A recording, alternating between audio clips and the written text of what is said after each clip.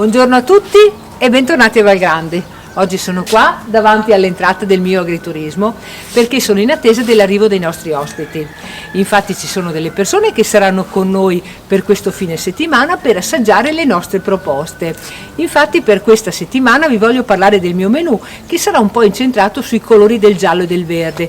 Infatti abbiamo pensato di preparare delle frittate con le prime erbette che proporremo nel nostro antipasto abbinate ai salumi o alla pinza alla munara. Ci saranno le paste di casa realizzate con l'uovo o anche per proporre delle paste più leggere faremo delle paste a base anche di farine integrali e acqua. Ci saranno poi i nostri bigoli con il ragù di corte o i maccheroncini con il ragù a base di verdura. I secondi saranno il nostro pollame abbinato alle verdure e per completare eccezionalmente il pasto di domenica noi stiamo già lavorando per confezionare la nostra torta mimosa.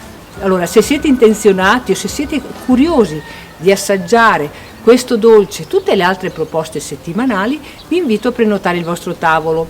Vi invito anche a continuare a seguirci nella nostra pagina social o attraverso i contatti che troverete nel nostro sito. Vi aspetto e buona mimosa a tutti!